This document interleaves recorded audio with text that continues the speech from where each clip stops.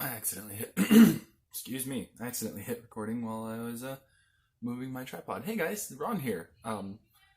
Sorry if you hear a little yelling going on. There is a lot going on at my house right now. It's nothing like yelling.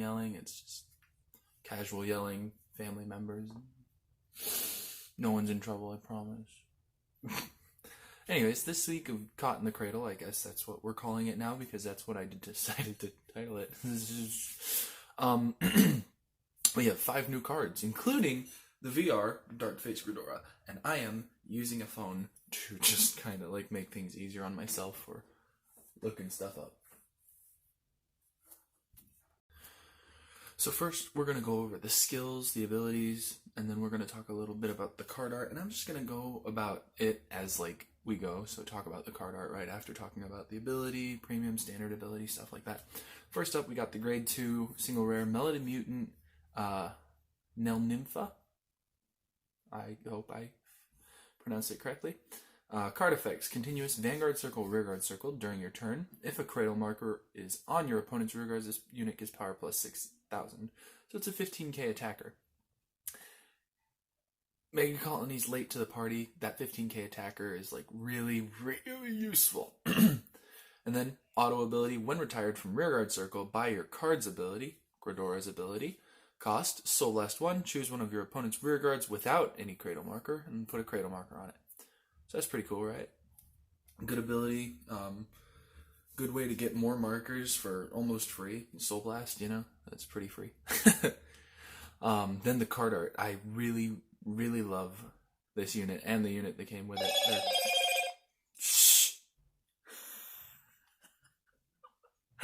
Oh, my bad.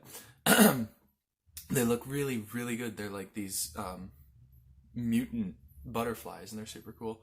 The blacks with the kind of like turquoise lights and dark greens in the background, super cool. Especially with the oranges and pinks that she has as well. She's super nice. Good card art. Cleared Breeze, I think is the name. Yes, Cleared Breeze is the name of this grade 1 single rare. Card effects: auto Vanguard Circle, Rearguard Circle. When placed, discard a card from your hand, draw a card. If you discarded a grade 3 for this cost, choose one of your opponent's rearguards without any Cradle markers and put a Cradle marker on it. That's really good. That's like, I mean, these two cards paired together make it so that Mega Colony's early game is a little bit scarier. And that's not saying much because Mega Colony's early game isn't that scary. But it really does help, and especially if we're going to try and build a Cradle marker build in Premium, these two cards are going to be like the big boys, you know. Darkface will also be a bit about that. But the card art on this one is like better than the other one. Nympha, I think her name was. She's like, this one is like super orange and super pretty butterfly, like clear wings with trees in the background, again with the same like greens and turquoise type colors going on, so that's really cool. Going on to Intimidating Mutant Dark Face V-Series. I am so sad for my boy. I thought he was going to be the VR. But nonetheless, he is pretty sick. His card art, amazing, always. So his ability: Vanguard Circle, Rearguard Circle. When placed, discard a card from your hand. Choose one of your opponent's rearguards without any Cradle markers and put a Cradle marker on it. Then, auto Vanguard Circle, Rearguard Circle. When it attacks a Vanguard, cost Counterblast 1. Choose one of your opponent's rearguards with a Cradle marker on it, retire it, and this unit gets power plus 5,000 until the end of that battle for each grade of the chosen unit. I feel like that kind of like leans in towards the way that Mega Colony is going to be kind of going in Standard. I feel like we're going to get more of a retire-based engine that works around the Cradle marker, so like everything's all locked down, and then we can target specific units that we wanted and get rid of them and search our deck for plussing. Talking about his art real quick, I like this art more than I like the old art, and it hurts to say that a little bit because like I am such a fan of nostalgia. I really am.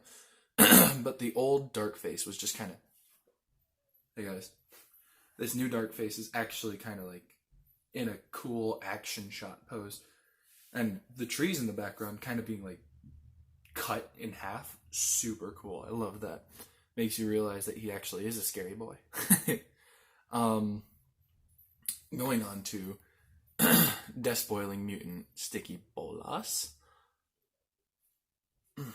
I hate to say this to my girl Gradora, but like I feel like Sticky Bolas really just kind of takes the cake for the reveals. Her ability, Vanguard Circle, Rearguard Circle. When placed, Counterblast 1, look at 6 cards from the top of your deck. Reveal up to a total of 2 cards with Dark Face and their different card names from among them, and put them into your hand. Shuffle your deck. I feel like that could hopefully imply that we get like a grade 2 or grade 1 Dark Face that we could run. That we could search out. Maybe it has like on attack, just free retire. That'd be cool. Search my deck for whatever, but like it's free. And then auto Rearguard Circle when it attacks, costs Soul Blast 1. This unit gets power plus 6,000 until the end of the battle for each of your opponent's rearguards with a Cradle marker on them. If this unit's power is 20,000 or greater, draw a card. Cool thing about this is you only have to have 2 rearguards on your opponent's field with Cradle markers on them to get the draw, so it's pretty freaking easy to get to. So good ability, especially for standard. If we do see a Cradle build going around for premium, then also a good ability. But I can't really see a Cradle build coming around too super soon yet. We'll see what else we get in support. If we get more good things, then sure, I could see it happening. I'll try and build a Mega Colony Cradle deck because I feel like that would be super cool to see. Talking about her art real quick. Not a lot of people, like 3 people that I know said she kind of looks like Overwhelm. I don't see it, but maybe that's because I look at Overwhelm every time I stride her. She is cool looking though. She's got the nice like bug style armor with.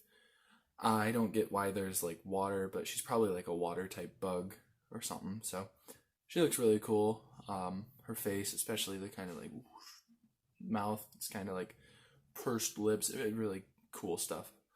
Then talking about the quote-unquote queen herself, evil Governor Darkface Gradora V-Series. She has a lot of text on her card, like a lot. Her card art's amazing. I'm going to talk about that in a minute. Her ability, Act, Vanguard Circle, once per turn. Cost, Counterblast 1. Choose 2 of your opponent's rearguards without any Cradle markers. Put a Cradle marker on each of them. And then the next big section of text is explaining what the Cradle markers do, even though the Cradle markers already say on them. Then, auto Vanguard Circle, when it attacks, cost retire a rearguard. So it means your rearguard. I know a couple people got confused about that, thinking, do you mean my opponent's wheel guard? That'd be cool, but no, it's not that free. Retire a rearguard, search your deck for up to 1 grade 3 unit, call it to Rearguard Circle, shuffle your deck. If you called, that unit and this unit get power plus 10,000 until end of turn. I love this because, like, 2 things. 1, I called it. I freaking called it. They're gonna get Gradora's gonna get an ability where it's like, oh yeah, we're gonna call Heldemise, and Heldemise is gonna stand my other boy, and boop, boop, boop, boop, 5 attacks, all free. I called it. I'm not wrong. And then 2, I spent 9 hours on Tuesday when it was revealed, play testing Gradora. Just the 3 cards that were revealed on stream, including the Cradle, so I guess 4. It was really strong, but it needed a couple more things. 1, more attack power. 2, it doesn't need draw power, so more like guard restrict units, like D-Wall. So that'd be pretty sick. Anyways, her art, as per always, is amazing, and I cannot wait to see it in SP and VR forms, because it's gonna look so good. She is just awesome. The Protect gift just like on top of it, like with the borders, and it just makes it look real nice. So Gradora looks amazing, is amazing, all that jazz.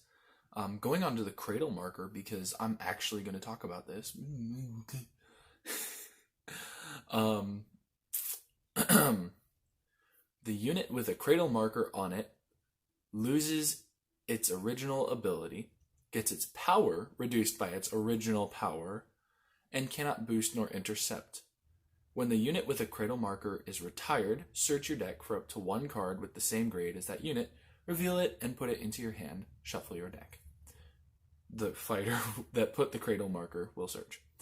So the idea behind this Cradle marker is you get them on your opponent's units. They are now in a, I guess people have been calling it lock light type thing. It's pretty cool. I like the effect. Really good ability. Makes it so it's not insanely toxic, but like there are ways to play around it. And if you don't find the way of playing around it, I plus off of it.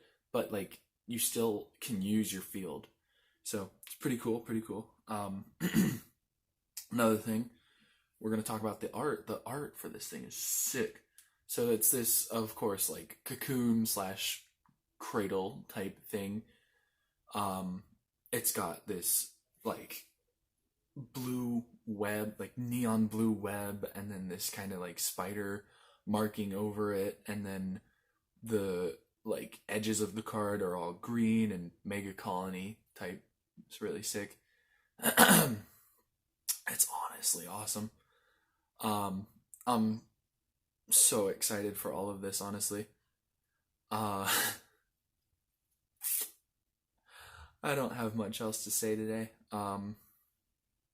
Can I see there being a world where,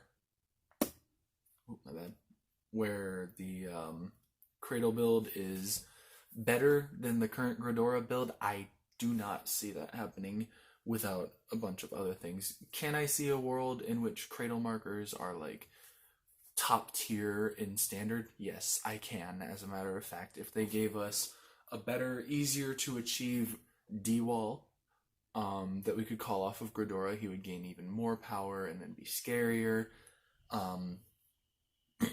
If they give him like grade 0 guard restrict and then we boost him with Phantom Black, then he'd just be like, oh, what are you gonna guard with? Oh, I have a protect marker. Okay, well that's the only thing you can guard with, so it's kind of like Silent Tom type deal.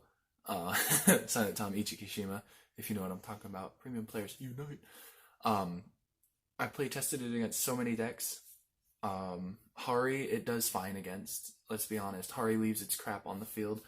The one time Hari actually got to put its stuff back to Soul, it didn't matter enough to change the game. It was close though. That game was close, but that was one game. Shirot, I feel like a lot of people have been saying that it's not that good a matchup for Mega Colony.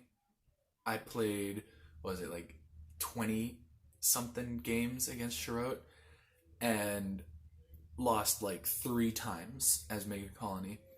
Of course, later I did change the list, and that's where the 3 losses started coming from Mega Colony. I changed the list for Shirot to include Hope on Damp and a little more Soul Turbo. So that list was pretty scary, but I managed to live a somewhat bricky Hope on Damp turn as Mega Colony, so that was pretty intense, honestly. So just thought I'd toss that out there. Against MLB, I haven't tested that quite like so prominently, but I don't feel like that's gonna be like the best matchup for either of us because no one's gonna have rear guard. Well, they won't have rear guards on field. I will.